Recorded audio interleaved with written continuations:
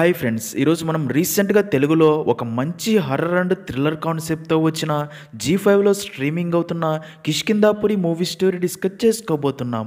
ఇలాగే మీకు ఇంకా ఏ మూవీ స్టోరీ అయినా ఎక్స్ప్లెనేషన్ కావాలి అంటే ఆ మూవీ నేమ్ అనేది కామెంట్ బాక్స్లో కామెంట్ చేయండి. ఇంకా ఏమాత్రం ఆలస్యం చేయకుండా మూవీలోకి వెళ్ళిపోదాం. మూవీ స్టార్ట్ అవ్వగానే 1989 సంవత్సరం కిష్కిందాపురి శివార్లలో ఉన్న సువర్ణమాయ అనే రేడియో స్టేషన్ని చూపిస్తారు. అయితే రాత్రి ఫుల్గా వర్షం పడుతూ ఉండగా అందులో పనిచేసే వలికుమారుడు తన 5 ఫ్రెండ్స్ ఫుల్గా టెన్షన్ పడుతూ మాట్లాడుకుంటూ తప్పు చేశాంరా, దొరికిపోతామేమోని భయంగా ఉంది అని కొందరు అనగా మిగతా వారు జరిగిందేదో జరిగిపోయింది, కానీ ఎవరికైనా ఈ విషయం తెలిసి ఇక్కడ దాకా వస్తారేమో అని భయంగా ఉందని మాట్లాడుకుంటూ ఉంటారు. అదే టైంకే షార్ట్ సర్క్యూట్ అయ్యి రేడియో స్టేషన్లో పవర్ పోయి ఆ ప్లేస్ అంతా అవడంతో అందరూ కొంచెం భయపడిపోతారు. అదే టైంకే ఎవరో భయంకరంగా ఏడుస్తున్న శబ్దం వినిపించడం స్టార్ట్ అవడంతో ఆ సౌండ్ విన్న అందరూ ఫుల్గా భయపడిపోతూ ఆ సౌండ్ వస్తున్న వైపు నెమ్మదిగా వెళ్తారు. కానీ అక్కడ ఎవ్వరూ ఉండరు. అప్పుడే సడన్గా సువర్ణమయ రేడియో స్టేషన్లోని లైట్స్ అన్నీ బ్లింక్ అవుతూ రేడియో లైవ్ స్టార్ట్ అవుతుంది. అందులో నుండి ఒక భయంకరమైన వాయిస్ సువర్ణమయ రేడియో స్టేషన్కి స్వాగతం, కప్పిపెట్టిన విషయాలు వెంట తరిమే సమయం ఆసన్నమైంది అని వినిపించగా అది విన్న వలికుమార్ అండ్ ఫ్రెండ్స్ మరింత భయపడిపోయి అక్కడ నుండి బయటికి పారిపోవాలని చూస్తారు. కానీ ఆ రేడియో స్టేషన్ అన్ని డోర్స్ క్లోజ్ అయ్యి ఉంటాయి. అప్పుడే ఒక భయంకరమైన ఆకారం వారిపై దాడి చేసి దారుణంగా చంపేస్తుంది. ఇంకా అప్పుడే ఆ భయంకరమైన వాయిస్ బతుకు మీద ఇంత తీపి ఉన్నవారు బ్రతకడానికి అర్హులే కాదు, ఇంతటితో ఈ రేడియో స్టేషన్ కథ సమాప్తమని వినిపించి వారి డెడ్ బాడీస్ అన్నీ కూడా స్వస్తిక్ గుర్తు రూపంలో పడేసినట్లు చూపిస్తారు. సీన్ కట్ చేస్తే స్టోరీ ప్రజెంట్లో ఇక్కడే మనకి మన మూవీలో మెయిన్ క్యారెక్టర్స్ అయిన రాఘవ అండ్ మైథిలిని చూపిస్తారు. రాఘవ అండ్ మైథిలి ఒకరికొకరు నచ్చి ప్రేమించుకుంటూ లివింగ్ రిలేషన్షిప్లో ఉంటారు. ఇక్కడే మనకు తెలిసే ఒక విషయం ఏంటంటే రాఘవ అండ్ మైథిలి అదే కిష్కిందాపురి టౌన్లో ఒక కంపెనీలో పనిచేస్తూ ఉంటారు. ఈ కంపెనీ మెయిన్ థీమ్ ఏంటంటే రాఘవ అండ్ మైథిలి తమ ఫ్రెండ్తో కలిసి గోస్ట్ వాకింగ్ టూర్ కండక్ట్ చేస్తూ ఇందుకోసం రిజిస్టర్ చేసుకున్న వారిని కిష్కిందాపురి టౌన్లో కానీ చుట్టుపక్కల ప్రాంతంలో కానీ ఉన్న హాంటెడ్ ప్లేస్లకి వారిని తీసుకుని వెళ్ళి అసలు అక్కడ నిజంగా ఏం జరిగింది, అది హాంటెడ్ ప్లేస్గా ఎలా మారిందో ఎక్స్ప్లెయిన్ చేస్తూ ఉంటారు. అలా ఒకరోజు రాఘవ అండ్ మైథిలి ఒక హాంటెడ్ ప్లేస్ని కనుక్కొని ఈరోజు గోస్ట్ వాకింగ్ టూర్ ఉంది అని, గోస్ట్ హాంటెడ్ ప్లేస్ని ఎక్స్పీరియన్స్ చేయాలనుకునే వాళ్ళు రిజిస్టర్ చేసుకోండి అని కిష్కిందాపురి టౌన్ మొత్తం పాంప్లెట్స్ పంచుతారు. ఇంకా అదే రోజు రాత్రి Raghav, Maithili and Prakash ghost walking tour కోసం రిజిస్టర్ చేసుకున్న వారిని ఒక వ్యాన్లో అదే టౌన్లో ఉన్న సునంద నిలయం అనే హాంటెడ్ బంగ్లా దగ్గరికి తీసుకెళ్లి అందరినీ ఆ బంగ్లాలోకి తీసుకుని వెళ్తారు. అలా అందరూ ఆ బంగ్లా మొత్తం తిరిగి చూస్తూ ఉండగా అక్కడే ఒక ప్లేస్లో వారికి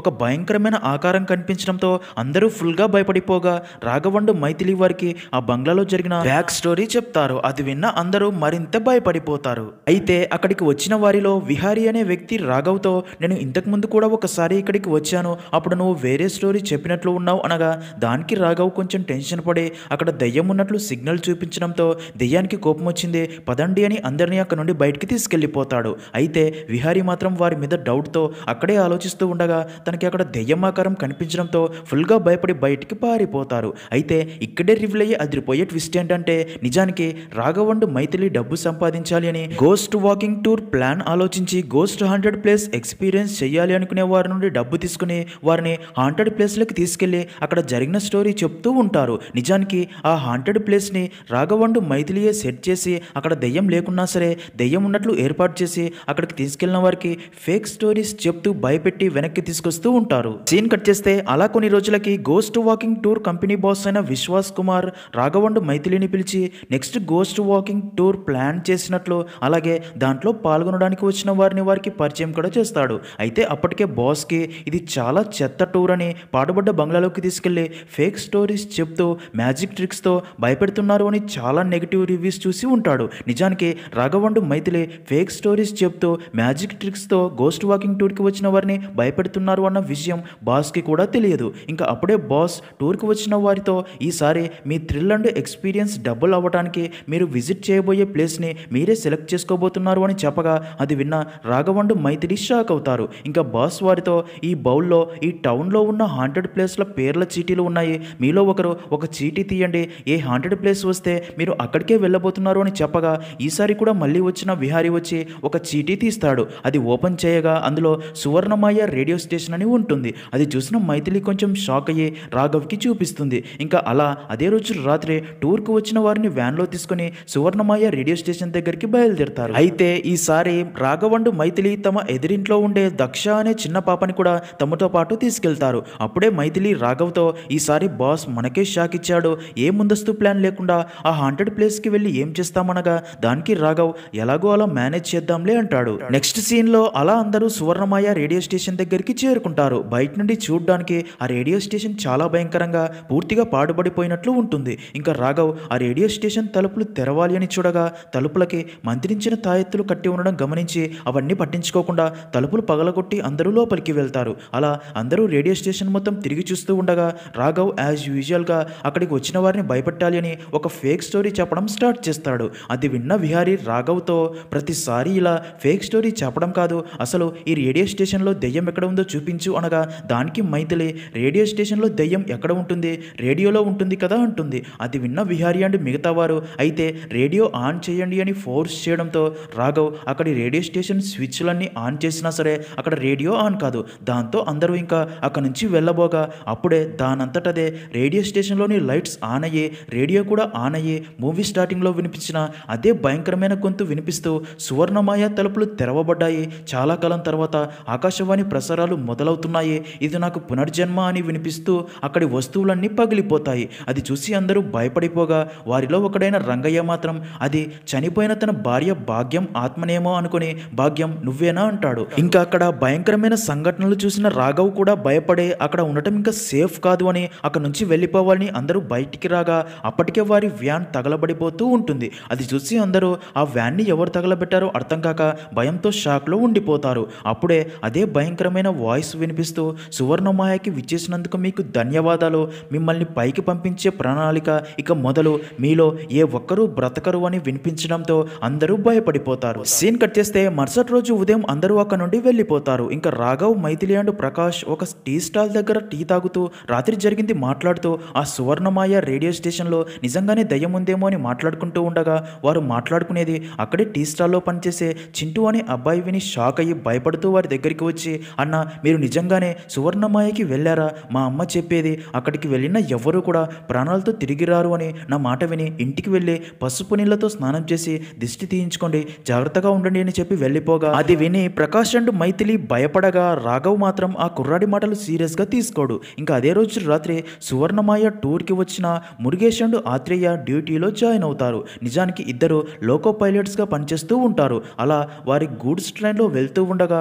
ఫారెస్ట్ ఏరియాలో రెడ్ సిగ్నల్ చూపించడంతో ట్రైన్ని ఆపి అక్కడే వెయిట్ చేస్తూ ఉండగా అప్పుడే వారి రేడియోలో కూడా సువర్ణమాయలో వినిపించిన అదే భయంకరమైన వాయిస్ వినిపించి ఒక ముసలావిడి రూపంలో దయ్యం వచ్చి వారిని దారుణంగా చంపేస్తుంది. ఇంకా మరుసటి రోజు ఉదయం రాఘవ్ చిన్ని దగ్గర ఒక పాత పర్సుని చూసి ఇది నీకు ఎక్కడ దొరికిందని అడగ్గా దానికి చిన్ని రాత్రి రేడియో స్టేషన్కి వెళ్ళాం కదా అక్కడే నాకు దొరికింది అని చెప్తుంది. ఇంకా అప్పుడే టూర్కు వచ్చిన విహారీ రాఘవ్కి ఫోన్ చేసి మనతో పాటు సువర్ణమాయ రేడియో స్టేషన్కి వచ్చిన ఆత్రేయ మురుగేషన్ చనిపోయారంట, నాకెందుకో వారిని దయమే చంపిందేమో అనిపిస్తుంది అని చెప్పగా అది విన్న రాఘవ్ కూడా షాక్ అయ్యి తనకి ధైర్యం చెప్పి క్రైమ్ స్పాట్కి వెళ్ళి చూడగా ఆ ఇద్దరి డెడ్ బాడీస్ స్వస్తిక్ ఆకారంలో పడేసి ఉండడం గమనిస్తాడు. ఆ ప్లేస్ అంతా చూస్తూ ఉండగా ఆ డెడ్ బాడీస్కి దగ్గరలోనే రైల్వే గేట్ల పక్కన భూమిలో నుండి సగం బయటపడిన స్కెలటన్ ఉండడం గమనిస్తాడు. ఆ ప్లేస్కి ఆ రేడియో స్టేషన్ టవర్ కూడా క్లియర్గా కనిపిస్తుంది. దాంతో రాఘవ్కి డౌట్ వచ్చి మళ్ళీ సువర్ణమాయలోకి వెళ్తాడు. అలా ఆ రేడియో స్టేషన్ మొత్తం తిరిగి చూడగా అక్కడ తనకి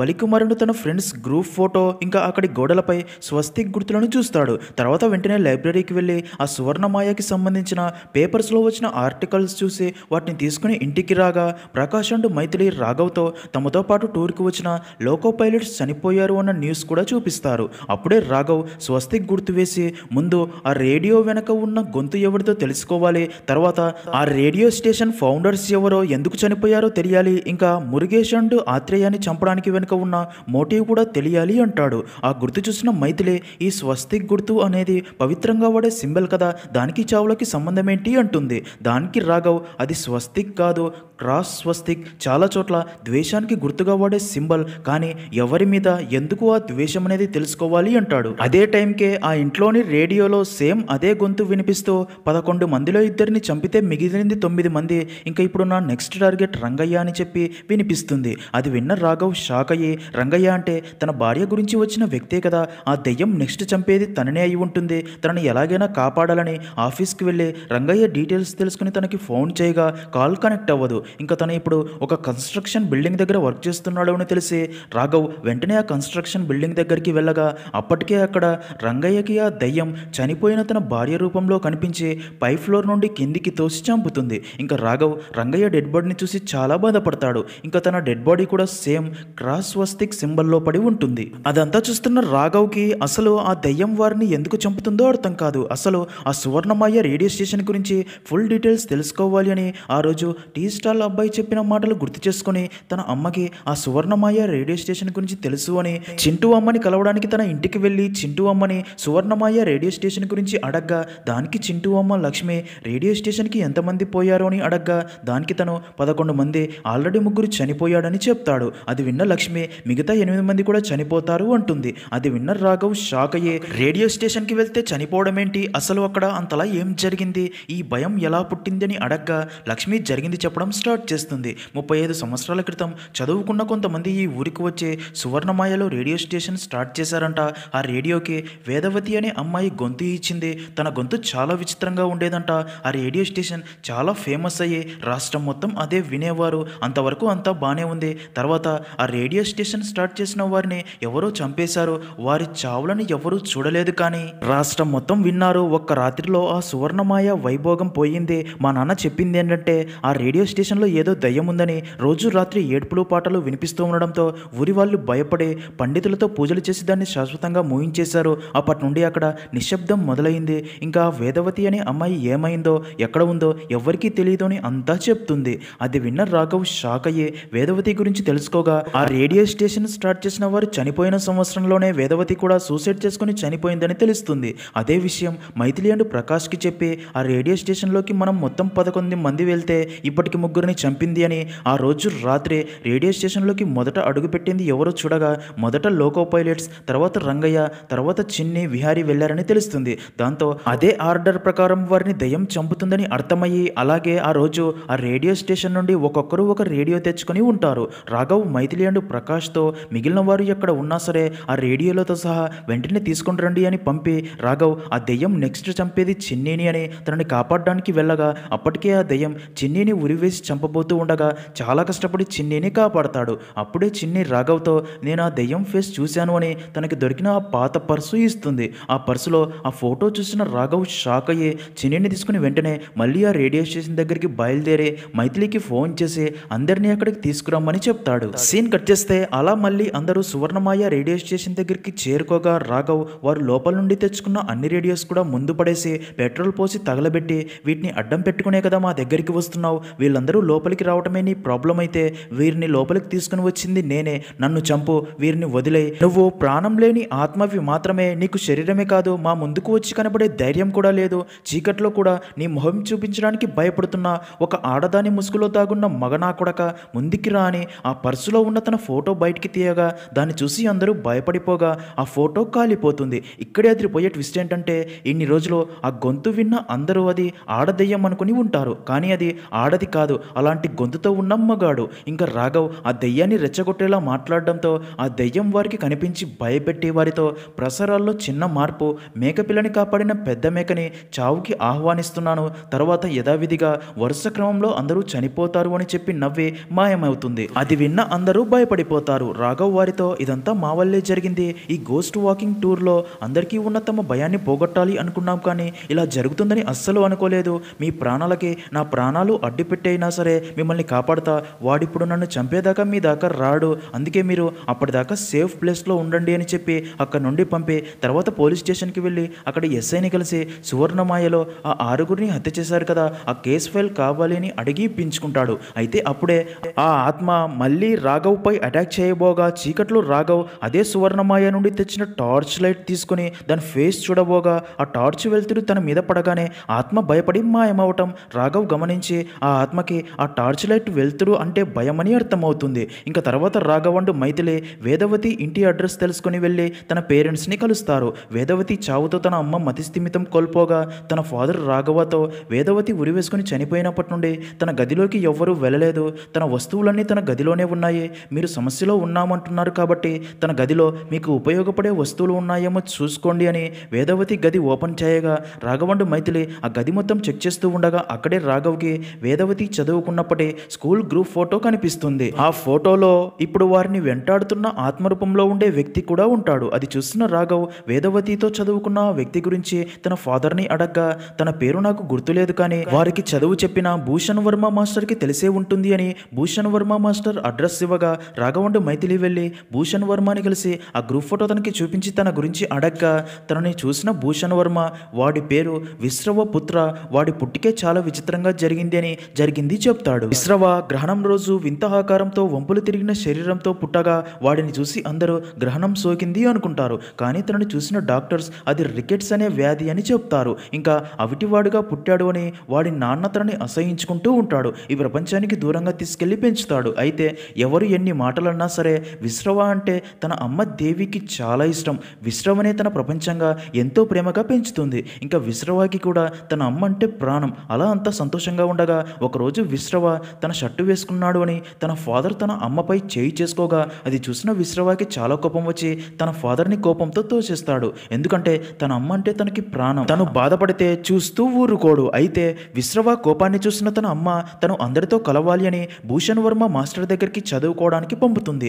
విశ్రవ గొంతు విన్న మిగతా పిల్లలు అందరూ నవ్వగా భూషణ్ వర్మ మాత్రం తనకి ధైర్యం చెప్పి నీ గొంతే నీకు అదృష్టమని ప్రోత్సహిస్తాడు. అలా కొన్ని సంవత్సరాలు గడిచిపోతాయి. ఇలా ఉండగా ఒకరోజు కిష్కింధాపురిలోని సువర్ణమాయలో కొత్తగా రేడియో స్టేషన్ స్టార్ట్ చేస్తున్నారు అని, అయితే రేడియో స్టేషన్లో పనిచేయడానికి సరికొత్త గొంతు కోసం వెతుకుతున్నామని, అందుకే ఇష్టమున్న వాళ్ళు తమ గొంతుతో ఒక పాట మాటను రికార్డ్ చేసి మాకు పంపండి అన్న ప్రచారం విశ్రవ కూడా చూస్తాడు. అయితే తన గొంతు వింటే అందరూ నవ్వుకుంటారు అని ఫీల్ అవుతాడు. అయితే ఆ ప్రచారం చూసిన విశ్రవ అమ్మ మాత్రం తనతో నీ గొంతు చాలా బాగుంటుందిరా, నువ్వు ప్రయత్నించు అనగా దానికి విశ్రవ నా గొంతు రాష్ట్రమంతా వింటుంది, అందరూ నవ్వుకుంటే నా వల్ల కాదు అంటాడు. దానికి తన అమ్మ రాష్ట్రమంతా నా కొడుకు గొంతు వింటుంది అంటే తల్లిగా నాకు అంతకంటే గర్వం ఏముంటుందిరా, ఇంకా ఎప్పుడు నీ వల్ల కాదు అనకు, తలుచుకుంటే నీ వల్ల అవుతుంది, నేను గొప్ప స్థానంలో చూడాలి అని ఉంది అని చెప్తుంది. ఇంకా భూషణ్ వర్మ కూడా తనని ప్రోత్సహించడంతో విశ్రవ కూడా తన గొంతుతో పాట మాట రికార్డ్ చేసి పంపుతాడు. అలా కొన్ని రోజులకి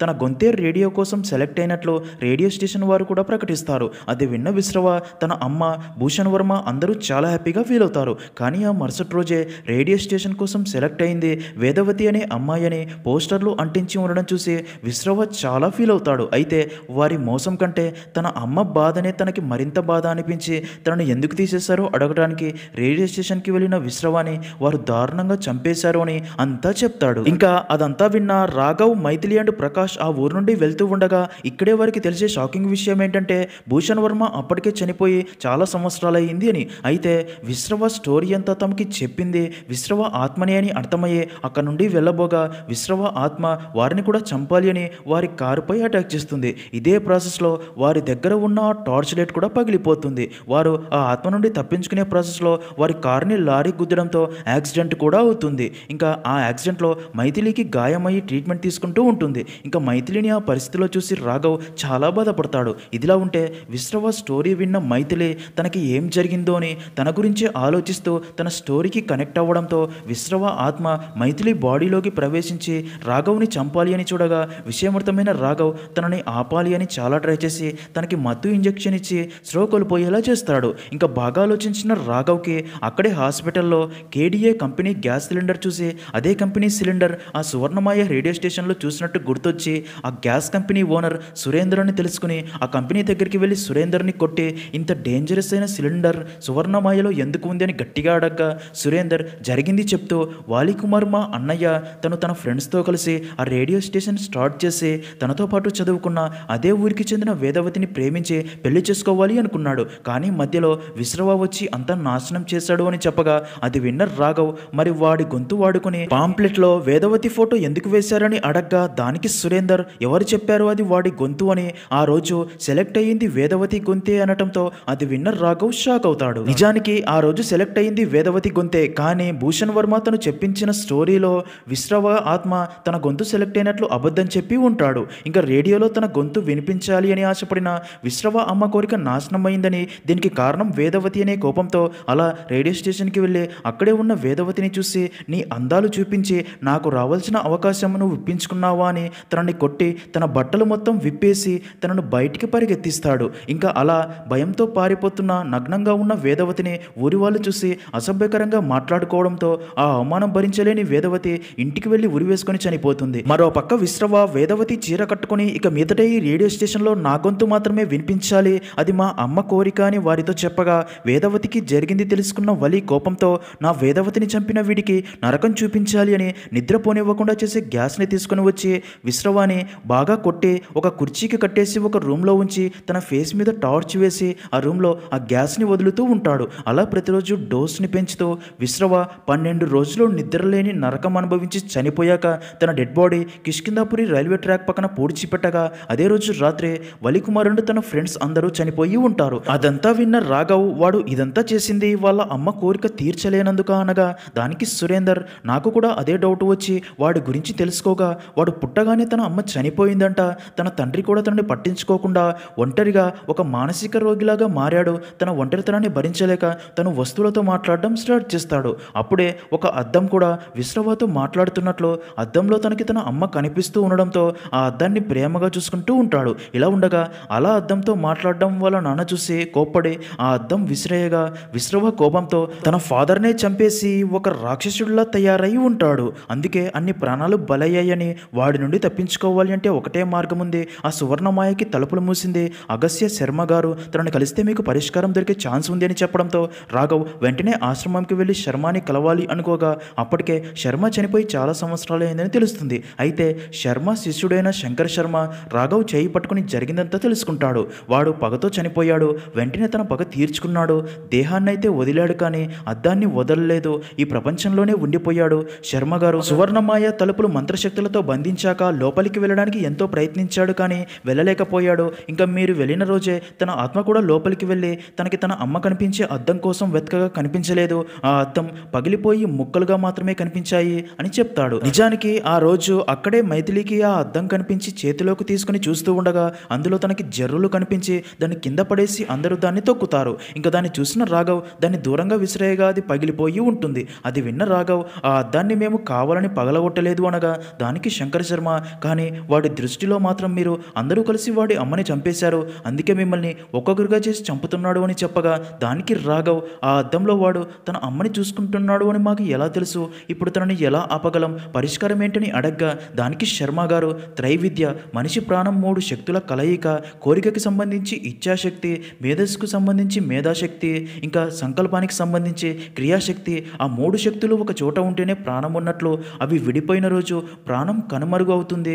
విశ్రవ చనిపోయినా ఈ లోకం వదలలేదు అంటే తన శక్తులు కూడా ఈ భూమి మీదే ఉంటాయి. అవి ఏంటి అని కనుక్కొని వాటిని ఒక చోటుకు తీసుకుని వచ్చి నాశనం చేస్తే వాటిని ఈ లోకంలో నుండి పూర్తిగా పంపించేయవచ్చు అని చెప్పి విడివిడిగా ఉన్న వాటి శక్తులు వాడి జీవితంలో జరిగిన సంఘటనల తాలూకా జ్ఞాపకాలు మిగిలి ఉంటాయి. అవే వాడి ఆత్మకి ఇంద్రమై నడిపిస్తూ ఉంటాయి. అవి ఏంటో తెలుసుకొని రేపు ఉదయం 5 గంటల తర్వాత వాడి ఆత్మకి మరింత శక్తులు వస్తాయి. అప్పట్లోగా ఆ 3 శక్తులు కనుక్కొని తీసుకుని రండి అని చెప్పి పంపి శర్మ గారు ఇక్కడ విశ్రవ ఆత్మ ప్రవేశించిన మైథిలిని సువర్ణమాయలోకి తీసుకెళ్లి బంధించి పూజ స్టార్ట్ చేస్తాడు. సీన్ కట్ చేస్తే మరో పక్క రాఘవ్ చాలా కష్టపడి విశ్రవ జ్ఞానశక్తికి సంబంధించి 20 సంవత్సరాలుగా తన ఒంటరి జీవితానికి తోడుగా ఉన్న చెస్ బోర్డ్ని కనిపెడతాడు. తర్వాత తన అమ్మ కోరికనే తన కోరిక కాబట్టి తన ఇచ్ఛాశక్తికి సంబంధించి రేడియో ట్రాన్స్మిటర్ అని కనిపెడతాడు. ఇంకా ఎంత ప్రయత్నించినా క్రియాశక్తికి సంబంధించిన వస్తువు కనిపెట్టలేకపోతాడు. అలా రాఘవ్ ఆ 2 శక్తుల వస్తువులు తీసుకొచ్చి శర్మ గారికి ఇవ్వగా 3వ శక్తి వస్తువు ఉంటేనే తన ఆత్మని నాశనం చేయగలమని చెప్తాడు. ఇంకా అప్పుడే మైథిలి శరీరంలోని విశ్రవ ఆత్మకి మరింత శక్తి వచ్చి వారిపై అటాక్ చేస్తుంది. కానీ రాఘవపై మాత్రం అటాక్ చేయలేకపోతుంది. దానికి కారణం తన చేతికి ఉన్న జై శ్రీరామ్ కంకణమని అర్థమైన రాఘవ్ ఆ కంకణం తీసి మైథిలి చేతికి పెట్టగానే విశ్రవ ఆత్మ మైథిలి బాడీ నుండి రాఘవ్ బాడీలోకి ప్రవేశించి రాఘవ్ని తన ఆధీనంలోకి తెచ్చుకొని రాఘవ్తో తనని తాను కత్తితో పొడుచుకొని చనిపోయేలా చేయగా మైథిలి తనని ఆపి వాడి మాటలు వినకు, వాడి మాయకి లొంగిపోకు, అందరినీ కాపాడడానికి ఇదే మనకి చివరి అవకాశం, వాడితో పోరాడి గెలువు అని చెప్తుంది. ఇంకా అలా రాఘవుడు తన బాడీలోని విశ్రవ ఆత్మతో గొడవలో రాఘవ్ తన మెడలోని తాయెత్తు లాగివేస్తాడు. నిజానికి విశ్రవ మెడలో తన అమ్మ పేగు దాచిన తాయెత్తు ఉంటుంది. ఆ రోజు విశ్రవాన్ని చంపేటప్పుడు ఆ తాయెత్తు అక్కడే పడి ఉంటుంది. అది అర్థమైన రాఘవ్కి విశ్రవ క్రియాశక్తికి సంబంధించిన వస్తువు అదే అని క్లారిటీ వచ్చి మైథిలితో వెళ్ళి ఆ తాయెత్తు తీసుకురమ్మని చెప్పి పంపుతాడు. ఇంకా విశ్రవ ఆత్మ రాఘవ్ తనని తాను కత్తితో పొడుచుకుని చనిపోయేలా చేయబోగా శర్మ తనని బంధించి ఉంచుతాడు. అప్పుడే మైథిలి తాయెత్తు తీసుకుని రాగా అలా శర్మ ఆ 3 శక్తులను ఒక చోట చేర్చి ఆ శక్తుల ద్వారా రాఘవ్ బాడీలో ఉన్న విశ్రవ ఆత్మని నాశనం చేస్తాడు. దాంతో రాఘవ్ నార్మల్ కాగా మైథిలి రాఘవ్ని హగ్ చేసుకుని ప్రాబ్లం సాల్వ్ అయిందని చెప్పి హ్యాపీగా ఫీల్ అవుతుంది. సీన్ కట్ చేస్తే మూవీ ఎండింగ్ లో మైథిలితో రాఘవ్ నాకు ఎందుకో ఈ ప్రాబ్లం సాల్వ్ అయింది అని నాకు అనిపించడం లేదు. ఎందుకు అంటే అప్పటిదాకా నార్మల్గా ఉండే విశ్రవ అద్దంలో తన అమ్మని చూసినప్పటి నుండే ఎందుకు రాక్షసుడిలాగా మారాడు, అసలు ఆ రాక్షసత్వం తనదా తన అమ్మదా అని చెప్పి ఇద్దరూ షాక్లో ఉండిపోతారు.